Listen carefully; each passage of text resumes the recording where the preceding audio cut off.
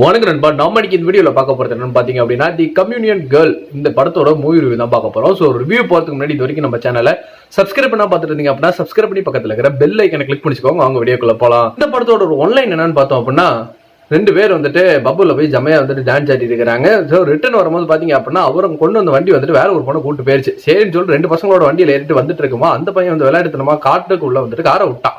So அங்க வந்து பாத்தீங்க அப்படின்னா திடீர்னு ஒரு பொம்மை வந்துட்டு ஒரு பொண்ணு கையில கிடைக்குது. இது இங்க ஒரு பொண்ணோட தான், இதுதான் இங்க விட்டுட்டு போச்சு, நான் பார்த்தனேங்க அப்படின்னு சொல்லிட்டு இருக்குது. ஆனா அந்த பொம்மையை அங்கேயே விட்டுட்டு வராம வீட்டுக்கு வரைக்கும் தூக்கிட்டு வந்துருச்சு. இதுக்கப்புறமேட்டு என்ன நடக்கும்னு உங்க எல்லாத்துக்குமே தெரிஞ்ச விஷயம் தான். ஸோ ஏகப்பட்ட அசம்பாவிதங்கள் அவங்க வீட்டுல நடக்க ஆரம்பிக்குது. அதே மாதிரி பாத்தீங்கன்னா அந்த பொண்ணுக்குமே வந்துட்டு தோண ஆரம்பிக்குது, ஏதோ ஒன்று வந்துட்டு நமக்குள்ள வந்துட்டு ஒரு கனவு உலகத்துக்குள்ள இழுத்துட்டு போகுது, நம்மள வந்து கொல்ல பாக்குது அப்படிங்கிற. அதே மாதிரி உடம்புல ரேஷஸ்மே வருது. ஸோ இதுல இருந்து இவங்க எப்படி வெளியே வர போறாங்க, எதனால இதெல்லாம் நடந்துச்சு அப்படிங்கிற அந்த படத்தோட மீதி கதையா வந்துட்டு அமைஞ்சிருந்தது. இந்த படத்துல என்ன நல்லா இருந்துச்சு நல்லா இல்லைங்க தான் பாத்துருவோம். ஃபர்ஸ்ட் படம் வந்துட்டு டெக்னிக்கலா செம்ம ஸ்ட்ராங்கா இருந்தது. படத்தோட சவுண்டிங் அப்படி ரொம்ப சூப்பரா இருந்ததுன்னு சொல்லி ஆகணும்.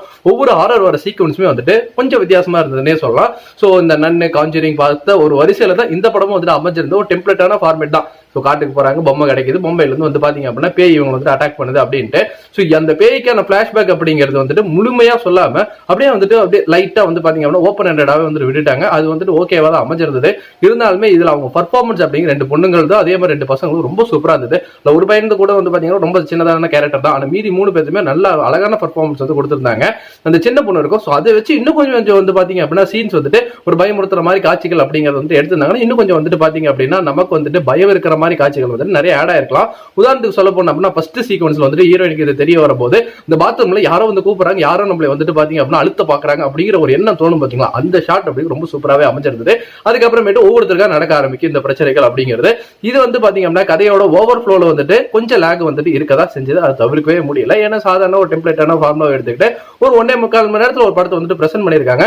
பெருசா போர் அடிக்கல. ஆனா வந்துட்டு ஆல்ரெடி ஏகப்பட்ட பேய் படங்கள் பார்த்து பழக்கப்பட்டவங்களுக்கு இதுல என்னடா பெருசா இருக்கு அப்படிங்கிற ஒரு எண்ணம் வரதா செய்யும். பட் இல்ல, நான் வந்துட்டு பேய் படம் அவ்வளவுக்கா பார்க்க மாட்டேன், மேபி வந்துட்டு ட்ரை பண்றேன் அப்படின்னு நினைக்கிறவங்களுக்கு பரவாயில்ல, இந்த படம் ஓகேவா தானே போச்சு அப்படிங்கிற ஒரு எண்ணமும் வரதா செய்யும். ஆனா கடைசி நான் கிளைமேக்ஸ்ல முக்கியமா சொன்ன மாதிரி ஓப்பன் ஹேண்டடா விட்டுட்டாங்க. என்ன நடந்துச்சு என்னங்கிறத முழுசா சொல்லி கூட முடிச்சிருந்திருக்கலாம். பட் என்னன்னே தெரியாம வந்துட்டு அது லாஸ்டா வந்து பாத்தீங்க அப்படின்னா இன்னும் கொஞ்சம் தெளிவுபடுத்தி சொல்லி இருந்திருக்கலாமோ, என்னதான் நடந்துச்சு அப்படிங்கிறது வந்துட்டு யாருக்குமே புரியாம அப்படியே வந்து விட்ட மாதிரி என்னோட ஒரு பர்சனல் ஒப்பீனியனா தான் இருக்கு.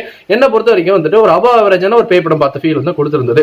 சோ நீங்க இந்த திரைப்படம் பார்த்திருந்தீங்கன்னா உங்களுக்கு எப்படி இருந்தது அப்படிங்கறத நம்மளோட கமெண்ட் செக்ஷன்ல வந்துட்டு தட்டி விட்டுருங்க. ஃபார் மோர் சினிமா அப்டேட்ஸ் மறக்காம நம்ம சேனலை சப்ஸ்கிரைப் பண்ணி பக்கத்துல இருக்கிற பெல் ஐக்கனை கிளிக் பண்ணி வச்சுக்கோங்க.